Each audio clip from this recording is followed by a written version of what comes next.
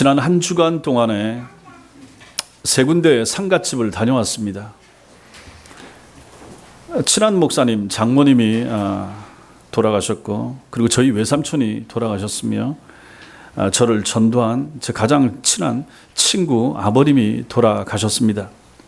세 분 모두 80이 넘게 살다가 돌아가셨습니다.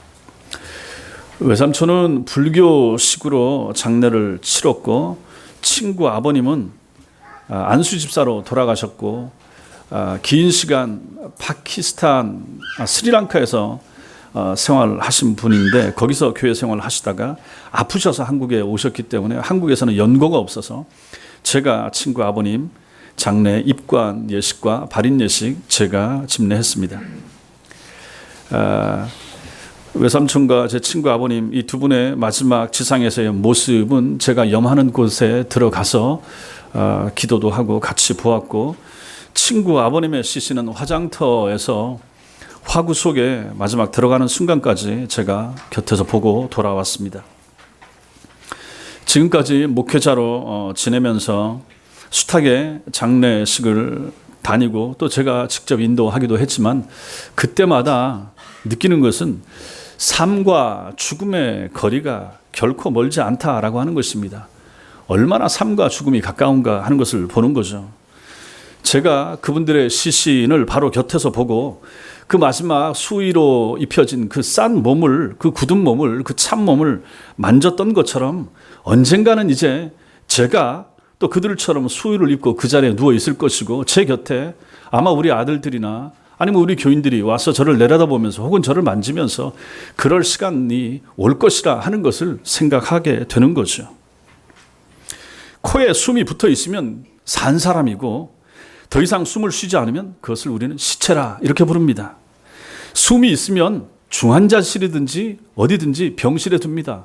그러나 더 이상 숨이 없으면 그냥 냉동고에 집어넣습니다. 그것이 세상의 이치입니다. 죽음은 우리 모두에게 가깝거나 먼 차이만 있을 뿐 현실입니다. 아무리 젊어도, 아무리 건강해도 세상 떠나는 날은 반드시 온다라고 하는 거죠.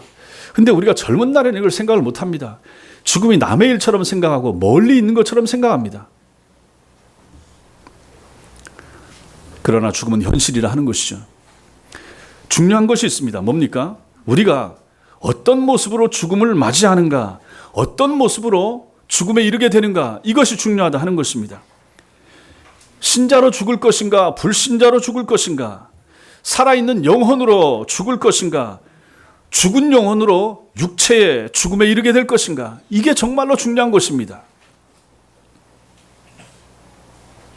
스데반 집사가 죽는 이 마지막 모습 속에서 우리는 죽음에 대하여 다시 한번 생각을 해봐야 됩니다. 그러면서 우리가 어떤 생각을 가져야 되는지 오늘 이 시간 말씀을 통하여 점검하면서 은혜 받는 시간 되시기 바랍니다. 먼저 마지막에 부를 이름이 있어야 됩니다. 제가 설교를 준비하면서 유명인들이 남긴 유언, 마지막 말을 한번 찾아보았습니다. 그랬더니 그 유명한 사람들이 세상을 떠나면서 남긴 말이 참 천차만별이었습니다. 주전 4세기 마케도니아의 알렉산더 대왕, 우리가 잘 아는, 아이들도 잘 아는 알렉산더 대왕은 임종할 때, 죽을 때 둘러선 부하 장군들이 물었습니다. 후계자는 누구로 할까요? 하고 물었습니다. 그랬더니 알렉산더답게 대답했습니다. 가장 강한 자. 그리고 세상을 떠났습니다. 로베르트 엔케라고 하는 독일의 탁월한 훌륭한 골키퍼가 있었습니다. 이 골키퍼가 딸이 어린 나이에 너무 일찍 죽어버려서 우울증이 생겼습니다. 그래서 그 우울증 때문에 고민하다가 그 사람도 자살을 했습니다. 그런데 딸의 무덤에 남긴 마지막 편지에 이렇게 써놨습니다. 라라, 딸 이름이 라라입니다. 라라, 아빠가 간다. 그리고 세상을 떠난 거죠. 대만의 국부로 추앙받고 있는 사람이 있습니다. 대만뿐만 아니라 중국에서도 마찬가지죠. 순원이라고 하는 사람이 있죠. 순원. 이 사람이 마지막에 남긴 말이 있습니다. 혁명을 위해서 그렇게 애를 쓰고 평생을 살다가 마지막 숨을 거두는 순간에 말을 남겼습니다. 혁명은 아직 성공하지 못했다라는 말을 남기고 세상을 떠났다고 합니다. 조선 말기에 흥선대원군이 있습니다. 고종의 아버지였죠. 흥선대원군 이항은 마지막 죽음의 침상에서 아들을 보고 싶어 했습니다. 아들하고 사이가 안 좋았습니다. 아들하고 영 반대였습니다. 흥선대원군은 안으로 문을 걸어 잠기려고 하고 고종과 그 황후 그 부인은 문호를 개방하려고 했는데 이 둘 사이가 그렇게 점점 안 좋아졌습니다. 그리고 마지막 흥선대원군 이항이 죽는 죽음의 침상에 아들이 오지도 않았습니다. 그래서 그 아버지가 죽으면서 남긴 말, 주상이 보고 싶구나. 주상이 아직 안 왔느냐. 그리고 세상을 떠났다고 합니다. 우리나라 독립운동가 중에 여운형이라고 하는 사람이 있습니다. 몽양 여운형. 여운형이 극우파 청년의 총에 맞아서 1947년 일찍 세상을 떠나게 됩니다. 이분이 세상을 떠나면서 남긴 말이 있습니다. 조선. 그러면서 세상을 떠났다고 합니다. 그토록 자기 조국 조선 그 나라가 확실한 독립과 또 완전한 자유가 되기를 소망하면서 마지막 그 말을 남기고 세상을 떠나는 것이죠. 이처럼 사람들은 이 세상을 떠나면서 가족의 이름을 부르면서 세상을 떠날 수도 있고 아니면 마무리하지 못한 일에 대한 미련을 표현하면서 세상을 떠날 수도 있고 혹은 인생의 덧없음, 허무함 이것을 한탄하면서 세상을 떠날 수도 있을 것입니다. 그러나 오늘 우리가 성경에서 보는 이 스데반은 이들과 달랐습니다. 스데반은 여러분과 제가 우리가 마지막에 해야 될 말, 불러야 될 이름이 무엇인지를 명백하게 보여주면서 세상을 떠나간 거죠. 스데반은 죽음의 문턱에서 한 분의 이름을 부르고 있습니다. 그것은 바로 주 예수였습니다. 주 예수. 이 말은 주라고 부르는 것은 주는 주인님, 주님 하고 부르는 거죠. 그럼 자기의 신분이 뭡니까? 자기는 종인 거죠. 자기는 종이다. 주인의 이름을 부르는 거죠. 자신에게는 주인이 있습니다. 혹은 주군이 계십니다. 라고 하는 고백을 이렇게 마지막에 표현하는 거죠. 자신의 주인이 예수님이라. 자신의 영원한 주인, 영혼의 주인, 육체의 주인, 주군, 그분이 바로 예수님이십니다. 그래서 주 예수여 하고 부르는 거죠. 스데반 자신의 육체와 영혼의 주인이 예수님이라 라고 하는 것을 마지막에 고백하고 있습니다. 자신의 영혼을 맡길 분이 바로 주님이시라 이렇게 고백을 하는 거죠. 예수라고 하는 이름의 뜻이 뭡니까? 자기 백성을 저희 죄에서 구원할 자라는 의미 아닙니까? 이 예수를 주님으로 고백한다라고 하는 것은 자신은 죄인입니다라고 하는 것을 인정한다는 것이고 그러한 죄인인 자신에게는 구원자가 필요합니다. 죄인인 나에게는 구원자가 필요합니다. 그 구원자가 바로 예수님이십니다. 라고 하는 것을 마지막 죽는 순간에 고백하면서 세상을 떠나고 있는 것입니다. 살아있을 때 많이 고백했을 것입니다. 열심히 주의 일을 감당할 때 집사로 세움 받았을 때 이 고백을 했을 것입니다. 그 말씀을 설교 중에 전했을 것입니다. 그러나 이 사람은 마지막 세상을 떠나는 순간에도 이것을 한 번 더 고백하고 떠나고 있는 것입니다. 돌에 맞아서 깨어진 입술 사이로 스데반이 마지막으로 내뱉는 마지막 이름, 그것이 바로 주 예수였던 것입니다. 이처럼 여러분과 저도 마찬가지입니다. 우리가 마지막에 불러야 될 이름이 아들일 수도 있습니다. 손주일 수도 있습니다. 그럴 수도 있습니다. 그러나 그것들보다도 가족도 친구도 부모도 사상도 이념도 심지어 조국도 여러분과 제가 신자인 여러분과 제가 마지막에 불러야 될 유일한 이름, 가장 강력한 이름, 마지막으로 소중하게 불러야 될 이름은 결코 아니라 하는 것을 오늘 말씀이 우리에게 보여주고 있는 것입니다. 성도 여러분, 주 예수의 이름을 불러야 됩니다. 예수님 이름을 불러야 천국 문이 열리는 것이죠. 주님의 이름과 함께 여러분과 저는 요단강을 건널 것이기 때문에 이 신앙, 이 믿음 필요하고 중요합니다. 여러분과 제가 마지막 순간에 주님의 이름, 주 예수의 이름을 부르는 하나님의 사람들이 되시길 바랍니다. 두 번째로 우리가 이 말씀에서 볼 수 있는 것은 사람이 어떤 가치가 있는가, 사람의 존재가 무엇인가를 살필 수 있어야 됩니다. 사람은 영혼을 가진 존재입니다. 사람들은 모두 육신을 가지고 살면서 이 육신이 어떻게 구성되어 있는지, 어디서 와서 어디로 가는지 잘 모르고 삽니다. 세상 사람들은 인생이 무엇인지, 왜 사는지, 어디로 가는지 모르고도 세상 사는데 지장 없습니다. 그래서 가요라든지 뭐 드라마나 영화에 보면 인생의 덧없음, 인생에 있어서 중요한 부분들을 얼마나 많이 노래로, 드라마로, 영화로 만들어 놓고 있습니까? 그러나 성도인 여러분과 저 우리들은 우리가 누구인지, 왜 사는지, 어디로 가는지를 알고 사는 사람들입니다. 정확하게 성경을 통해서 잘 배웠다면 말입니다. 설교를 잘 듣고 성경을 잘 읽은 사람들은 분명히 압니다. 당연히 이러셔야 됩니다. 이걸 모르면 신자도 아닙니다. 말도 안 되는 거죠. 하나님께서 우리가 살고 있는 이 세상, 이 천지만물 하나님께서 만드셨습니다. 아무것도 없는 상태에서 천지만물을 다 만드신 후에 맨 마지막에 만든 피조물이 바로 사람입니다. 인간입니다. 즉 인간의 창조는 하나님 창조의 핵심이고 절정이었습니다. 인간은 아주 특별하게 하나님께서 직접 만드셨고 하나님 손으로 만들었습니다. 하나님께만 있는 형상들을 사람에게 넣어주셔서 하나님 닮게 그렇게 특별하게 하나님이 만드셨습니다. 우리의 육신은 땅의 흙으로 만드시고 그 육신에 영혼을 넣어주심으로 완성하셨습니다. 그 부분을 한번 찾아보겠습니다. 창세기 2장 보겠습니다. 창세기 2장 7절. 창세기 2장 7절. 성경 말씀을 통해서 늘 확인을 하셔야 됩니다. 정말로 그러한가? 과연 그런가? 창세기 2장 7절. 구약성경 2페이지.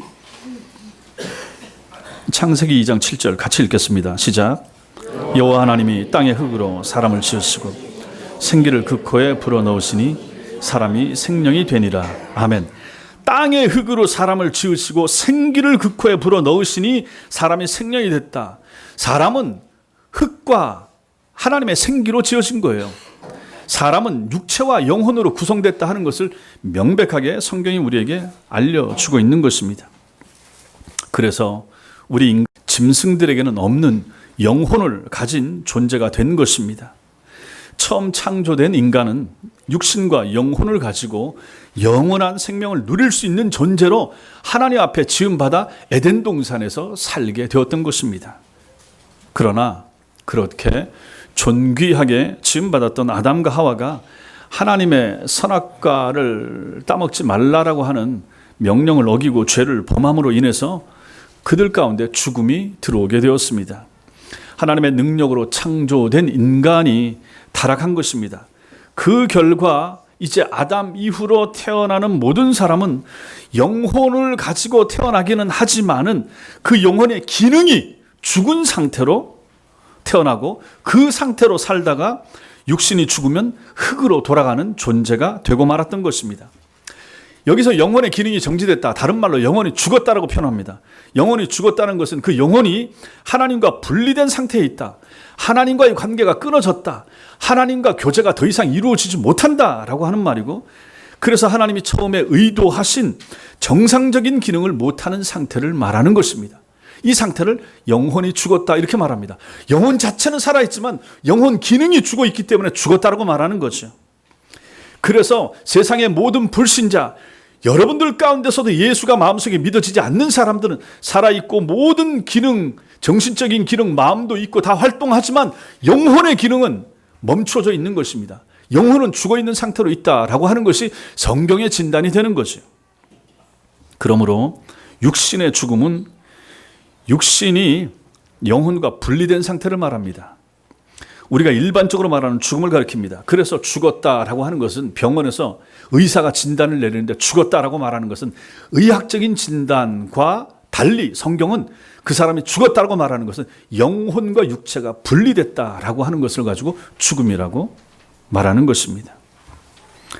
또 하나의 죽음이 있습니다. 아까 앞에서 말씀드린 것처럼 영혼의 죽음. 이것은 하나님 모르는 사람은 전부 다 영혼의 죽음의 상태에 있는 것이고, 또 하나 죽음은 육체의 죽음. 이건 모든 사람들이 신자도 죽는 죽음이고 육체의 죽음. 마지막 또 하나의 죽음이 있습니다. 이게 바로 영원한 죽음입니다. 영원한 죽음이란 하나님 없이 살던 사람들이 육신이 죽고 나서 영원한 지옥으로 떨어지는 것을 말합니다. 또 예수 믿던 사람들 중에서도 그 신앙을 유지하지 않고 살다가 신앙을 배반하고 버림으로 말미암아 마지막 죽는 순간에 하나님 없이 세상을 떠나감으로 말미암아 지옥으로 떨어질 때 그 사람의 죽음을 영원한 죽음이라고 말할 수 있는 것입니다. 지옥 들어가는 모든 사람들은 영원한 죽음에 들어가게 되는 거죠. 구약시대 이스라엘 백성들도 육신은 죽지만 영혼은 하나님께로 돌아간다는 사실을 잘 알았습니다. 그래서 이것을 성경에 기록하고 있는데 찾아보겠습니다. 시편 42편입니다. 아까 창세기에서 중간쯤으로 넘겨서 시편 42편.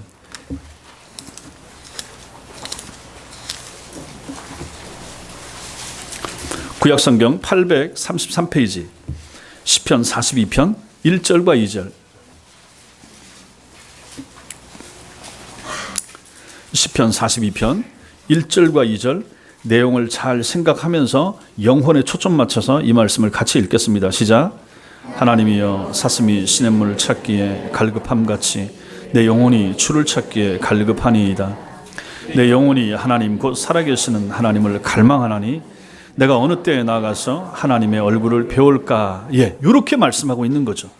살아있는 영혼은, 신자의 영혼은 하나님을 갈망하는 것이 당연한데 그것은 마치 목마른 사슴이 시냇물을 찾는 것처럼 그렇게 영혼이 하나님을 찾는다라고 표현을 해주고 있는 것입니다. 여러분과 제가 하나님을 갈급해하면서 찾는 거죠. 그 찾는 모습이 무엇입니까? 예배 드리러 나온 거예요. 이 갈급한 영혼을 가지고 기도하러 나오고 찬송을 부를 때 마음을 담아서 부르고 하는 이 모든 것이 살아있는 영혼의 정상적인 기능이 되는 것입니다. 그리고 또 이 사람들은 여기 나오는 말씀처럼 하나님께로 돌아갈 날을 기다린다라고 말했던 거죠. 예수님 만나고 주님을 믿는 모든 성도들의 영혼의 상태가 이와 같습니다. 이렇게 하나님을 갈망하면서 천국을 소망하면서 사는 것, 이것이 지극히 정상적인 성도의 영혼의 상태라고 이 말씀이 우리에게 알려줍니다. 또 이 말씀 찾지 마시고 솔로몬은 전도서 12장 7절에서는 이렇게 말합니다. 흙은 여전히 땅으로 돌아가고 흙은 여전히 땅으로 돌아가고 육체가 흙으로 지어졌지 않습니까? 그래서 흙은 여전히 땅으로 돌아가고 모든 죽는 사람들의 몸은 화장하든지 매장하든지 전부 다 흙으로 돌아갑니다. 흙은 여전히 땅으로 돌아가고 영은 그것을 주신 하나님께로 돌아가기 전에 기억하라. 이렇게 말씀하십니다. 흙과 영이 분리된다. 육체와 영혼이 분리된다 하는 것을 명백하게 가르쳐주고 있는 거죠. 흙은, 육체는 땅으로 돌아가지만 영혼은 하나님께로, 그것을 주신 하나님께로 돌아간다. 이렇게 말씀해주고 있습니다. 모든 이 땅의 신자와 불신자들의 영혼의 주인은 하나님이십니다. 하나님이 만드셨습니다. 그 영혼은 하나님께로 돌아가야 된다. 돌아가기 전에 기억하라. 무엇을? 여호와를. 그 영혼의 주인 되신 하나님을 기억하라. 이렇게 말씀합니다. 우리의 육신은 흙으로 만들었기 때문에 흙으로 돌아가는 것이지만 영혼은 하나님께로 돌아가야 하기 때문에 그 영혼의 주인 되시는 하나님을 기억하면서 사는 것, 신앙생활 바르게 잘하는 것이 그토록 중요한 것입니다. 제가 앞에서 지난 주간에 다녀온 그 장례에 대해서 말씀을 드렸는데 제 외삼촌의 장례는 가봤더니 불교식으로 스님이 주관해서 집도를 했습니다. 그래서 거기서도 입관식을 했는데 입관식을 집도하는 스님이 시작하기 전에 상주가 이제 제 사촌 동생, 외사촌 동생이죠. 그 동생에게 부탁하기를 입관 예불을 시작하려고 하는데 멀찍이 있어서 잘 듣지는 못하는데 저쪽에 상가 입구로 나가서 초혼을 해오라 이렇게 부탁을 하더라고요.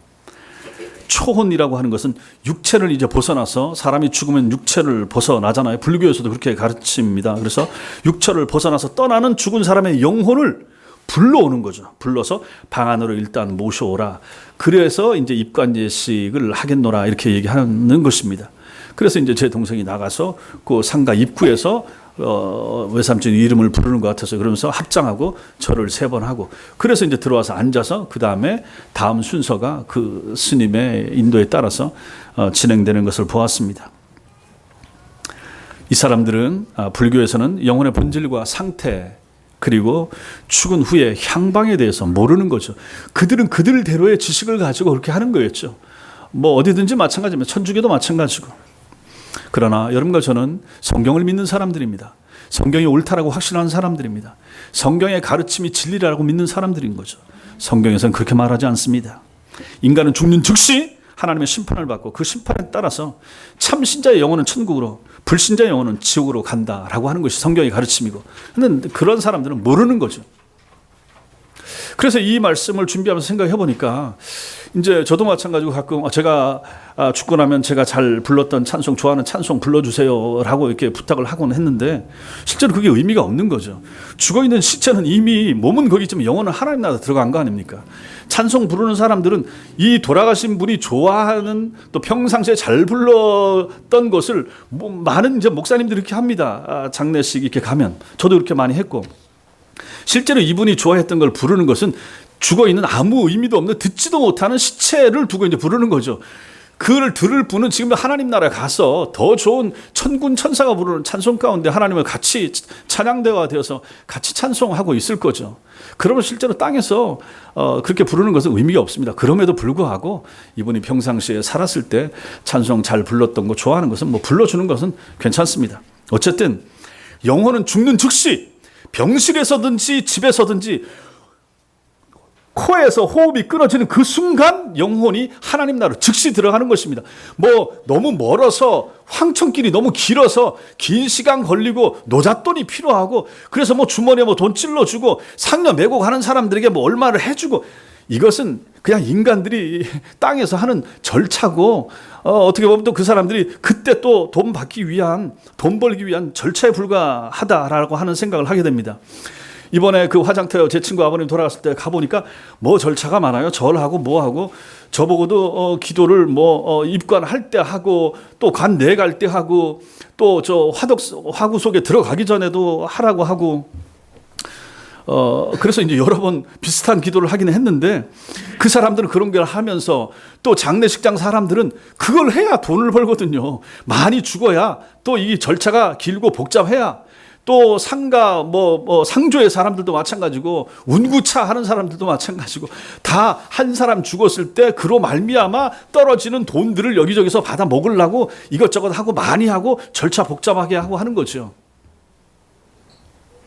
스님들도 마찬가지고 천주교에서도 마찬가지일 것입니다. 그렇게 하면서 뭐 얼마씩 돈 또 더 내라고 하고 뭐 이렇게 할 텐데 어쨌든 죽음으로 영혼과 육체가 분리되어 끝나고 죽는 즉시 이미 그건 다 끝난 것입니다. 그냥 육체만 남아있고 그 육체를 사흘 동안 3일장을 하든지 5일장을 하든지 정돈해서 흙으로 땅으로 돌려보내는 그 식만 남아있는 거죠.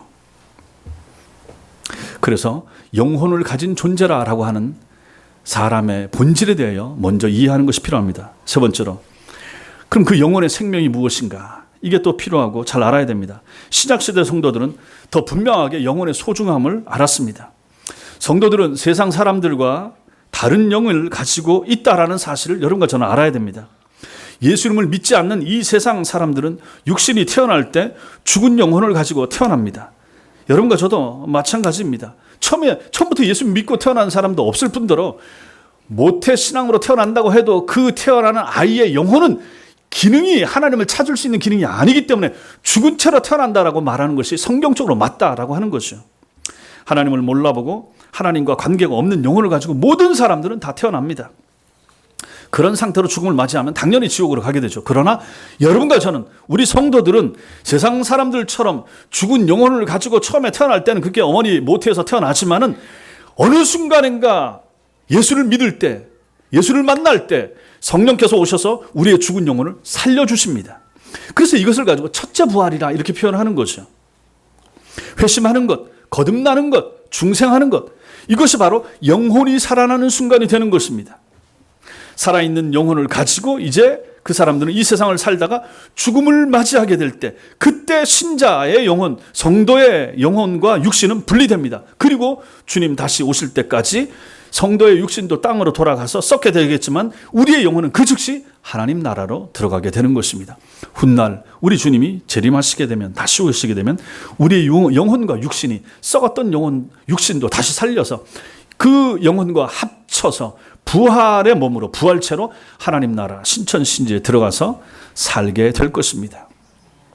그러므로 여러분과 제가 우리가 이 세상을 살면서 중요하게 여겨야 될 것이 무엇입니까?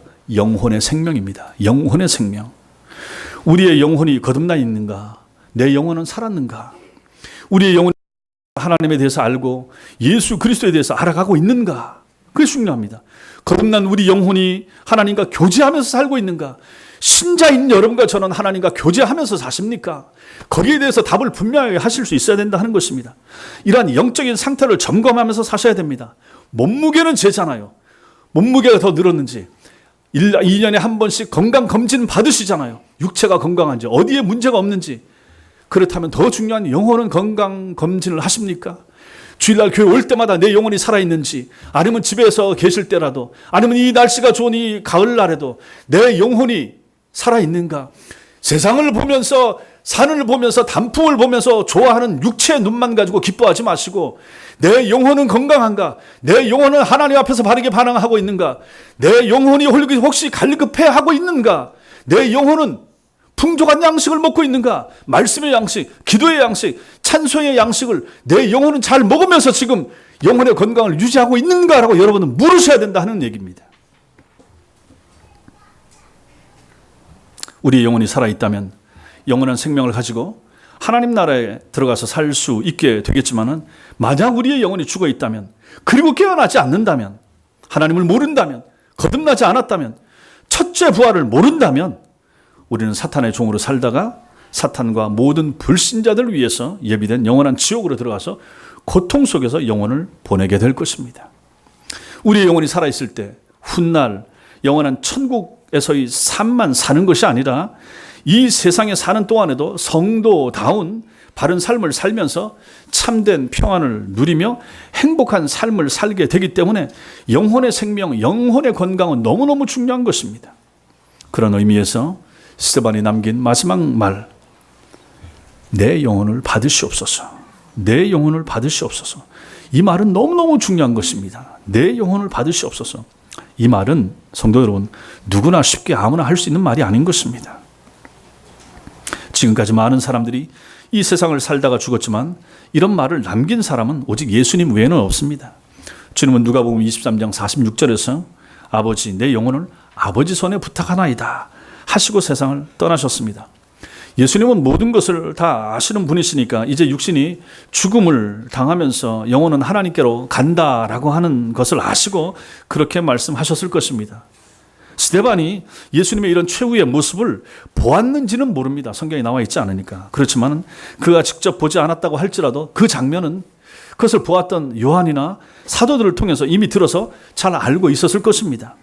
그래서 자신도 죽어가면서 주님이 자신의 영혼을 성부 하나님께 부탁했던 것처럼 스데반은 자신의 영혼을 주 예수님께 부탁했던 것입니다. 스데반은 자기 영혼의 주인이 주 예수님이심을 분명히 알았고, 그래서 자신의 육체가 이 세상에서의 역할을 모두 감당한 그 시점에 그 육신 속에 머물러 살고 있던, 그리고 이제 떠나려고 하고 있는 자신의 영혼을 주 예수께 부탁하고 있는 것입니다. 성도 여러분, 여러분과 저도 마찬가지입니다. 우리도 죽음을 맞이하게 될 것입니다. 그때 이것을 기억하시라 하는 것이죠. 주 예수여, 내 영혼을 받으시옵소서. 그렇게 말하면서 떠날 수 있으면 얼마나 좋을까.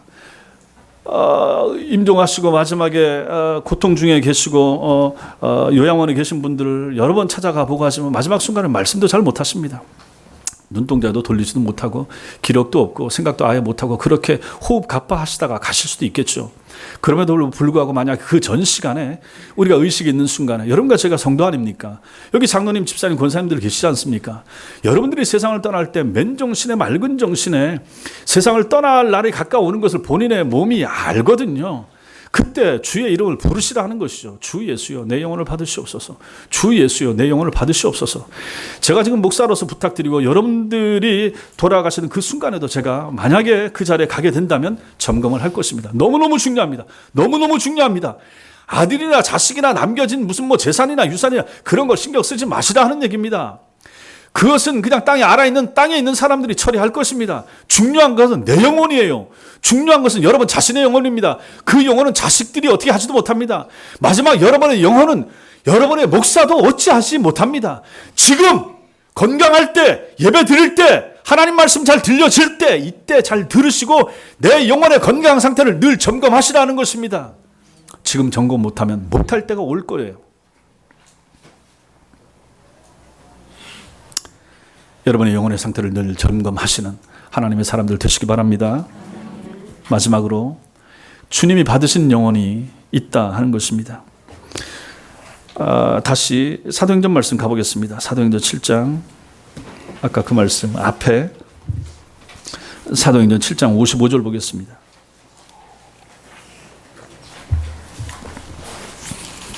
사도행전 7장 55절 같이 읽겠습니다. 시작. 스데반이 성령 충만하여 하늘을 우러러 주목하여 하나님의 영광과 및 예수께서 하나님 우편에 서신 것을 보고, 스데반이 성령 충만했습니다. 스데반은 성령을 받아 거듭난 사람이고 성령이 그의 속에서 충만하게 역사하던 사람이었습니다. 성령 충만한 사람은 세상 속에 살지만은 하늘을 우러러 보며 사는 사람입니다. 여러분과 저도 마찬가지입니다. 하늘을 보고 사셔야 됩니다. 믿음의 눈으로 하늘을 볼 때 보통 사람들이 볼 수 없는 하나님의 영광을 보게 되며 예수 그리스도께서 하나님 우편에 서서서 세상을 다스리고 통치하고 계심도 보게 될 것입니다. 여러분과 제가 믿음의 눈으로 보면 예수님이 하나님 보좌 우편에서 세상을 다스리고 계신 것을 지금도 우리의 영적인 눈으로 볼 수 있습니다. 성령 충만한 사람은 육신의 죽음을 두려워하지 않습니다. 스데반 보십시오. 돌이 날아오고 육신은 극한 고통을 당하고 죽음이 가까이 왔음에도 불구하고 두려워하지 않습니다. 죽음 너머에 있는 하나님 나라와 그 나라의 주인이신 예수님을 보았기 때문입니다. 이거 본 사람들은 죽음이 두렵지 않습니다. 스데반이 내 영혼을 받으시옵소서라고 외칠 수 있었던 것도 바로 이러한 이유 때문입니다. 이런 신앙의 확신이 얼마나 중요합니까? 자기의 영혼을 맡길 수 있고 맡아줄 분이 계시다라고 하는 것을 아는 것이 얼마나 중요합니까? 여러분 영혼의 주인을 아십니까? 아셔야 되지 않습니까? 내가 내 영혼의 주인이 아닌 거예요. 우리 부모님이 내 영혼의 주인이 아닙니다. 내 자식도 내 영혼의 주인이 될 수가 없어요. 여러분과 저 우리 영혼의 주인은 하나님밖에 안 계시다는 사실 믿으시기 바랍니다. 우리도 스데반같이 영혼을 주님께 부탁할 수 있기 위해서 여러분과 저에게 필요한 것이 두 가지 있습니다. 먼저는 거듭난 영혼의 중요성을 알아야 됩니다. 우리의 영혼이 죽은 상태로 있는 것과 거듭난 상태로 있는 것은 엄청난 차이가 납니다. 죽은 상태로 있다는 것은 사탄의 지배를 받는다는 것이고 죄의 노예로 살다가 영원히 하나님과 떨어져서 지옥의 형벌을 받을 사람이라는 의미가 되기 때문입니다. 그러나 거듭났다는 것은 영혼이 살아서 하나님과의 관계가 회복되고 하나님 자녀의 신분이 회복되고 하나님께서 주시는 온갖 은혜와 혜택을 받아 누리는 사람이 되었다는 뜻입니다. 우리의 거듭남은 우리가 좀 착해져서 새로운 삶을 사는 정도가 됐다라고 하는 것이 아닙니다. 성령께서 우리에게 오셔서 우리의 영혼을 살려주심으로 여러분과 제가 완전히 다른 사람이 됐다라고 하는 의미가 여기 담겨 있는 거죠. 그래서 고린도 후서 5장 17절 말씀은 이렇게 말합니다. 그런즉 누구든지 그리스도 안에 있으면 새로운 피조물이라. 예수 믿으면 새로운 피조물이 된 거예요. 새롭게 하나님이 만든 사람이 되는 거예요. 이전 것은 지나갔으니 보라 새 것이 되었도다. 이전 것, 예수 믿기 전의 것은 지나갔고 새 것이 됐습니다. 완전히 새 것이 됐습니다. 이것은 하나님의 천지 창조보다도 우리 개인에게 있어서 더 중요하고 더 놀라운 일이 되는 거죠. 세상을 하나님이 말씀으로 만드신 것도 놀랍지만 더 놀라운 것은 여러분과 저 개인에게 뭐가 더 놀랍습니까? 내 죽었던 영혼이 예수를 만나고 살아나서 새 사람이 됐다. 이게 더 중요하다는 얘기죠. 새 사람이 됐으니까 하나님의 창조가 믿어지게 되는 거 아닙니까? 고린도전서 2장 12절은 우리가 세상의 영을 받지 아니하고 세상의 영, 사탄의 영, 마귀의 영을 받지 아니하고 여러분과 제가 오직 하나님으로부터 온 영을 받았으니 성령을 받았으니 이것은 우리로 하여금 하나님께서 우리에게 은혜로 주신 것을 알게 하려 하심이라. 이렇게 말씀하고 있습니다. 영혼이 거듭난 사람은 새로 지음받은 피조물 같은 존재라고 말씀드렸죠. 이렇게 하나님의 영을 받게 되면 하나님이 나에게 주신 것이 무엇인지 깨달아 알게 되는 것입니다. 여러분과 제가 참 신자가 되고 성령 받고 회심한 사람이 되면 내가 지금 받아 누리는 것이 얼마나 좋은 것인지 얼마나 아름다운 것인지 비로소 알게 된다 하는 것입니다. 성령을 받고 새로워진 사람만 하나님의 참된 은혜를 깨달아 알 수 있게 됩니다. 우리가 아는 것이 뭡니까? 십자가가 2000년 전 십자가가 나하고 상관이 있다라고 이제 깨달아지는 거죠. 그 먼 나라, 먼 땅, 전혀 다른 사람이었던 예수가 나와 굉장히 밀접하게 깨달아 알게 되는 거죠. 언제 이렇게 됩니까? 성령을 받으면 이렇게 되는 거죠. 그리고 내가 구원받은 것을 알게 되고 그 다음에 영생이 있음을 알게 되고 믿게 되고, 각종 이 땅에서 내가 받아 누리는 은사가 얼마나 좋은지, 얼마나 감사한지 회심한 사람, 성령 받은 사람, 그 사람은 이것을 깨달아 알게 된다 하는 것입니다. 그래서 이 하나님 앞에서 우리가 반드시 알아야 될 것, 거듭난 영혼의 중요성, 내가 거듭났는가 거듭나지 못했는가 하는 것이 중요합니다. 자신들을 살펴보십시오. 성도님들 살펴보십시오.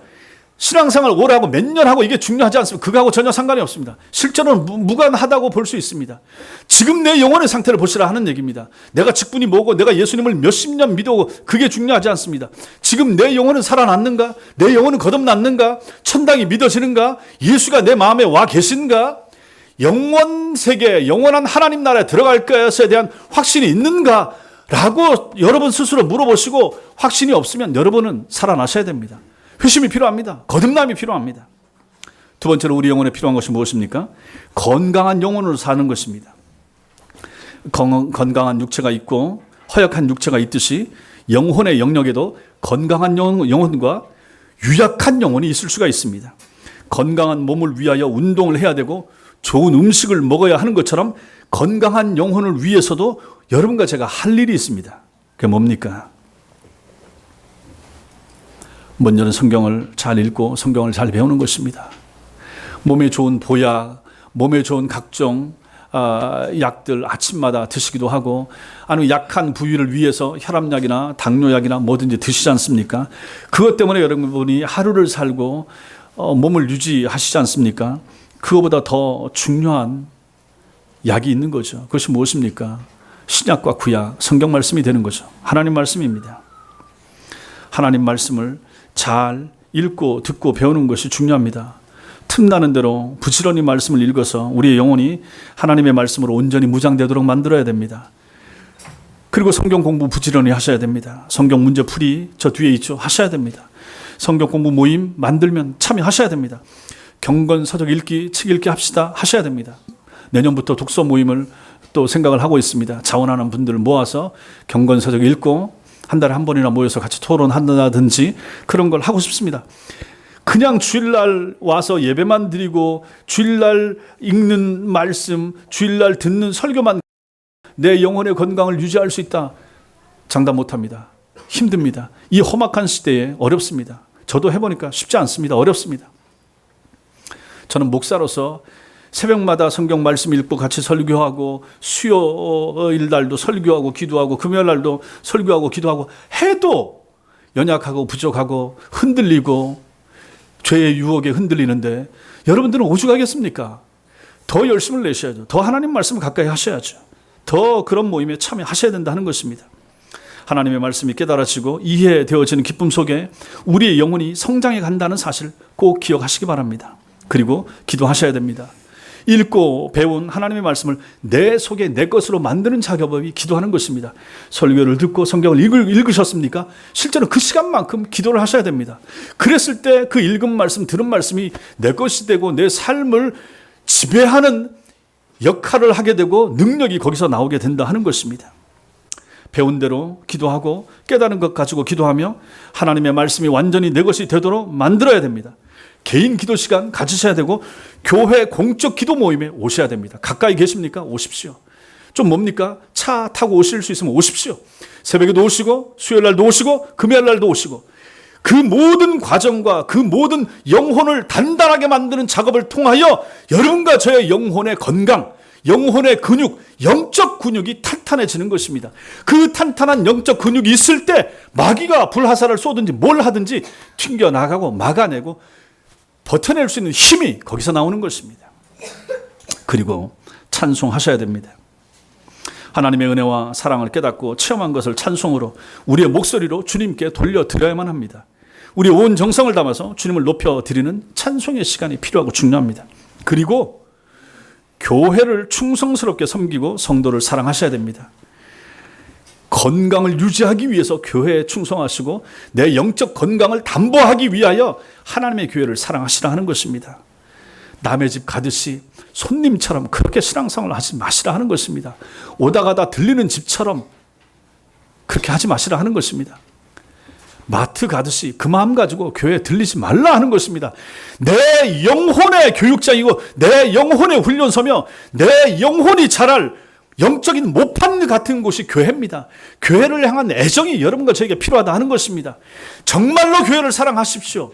눈에 보이는 교회 건물도 마찬가지고 눈에 보이는 성도들도 아끼고 내 가족처럼 내 식구처럼 그렇게 사랑해 보시라 하는 것입니다. 주님이 기뻐하실 것이고 그 사람의 영혼이 더 강해질 것이다 하는 것이죠.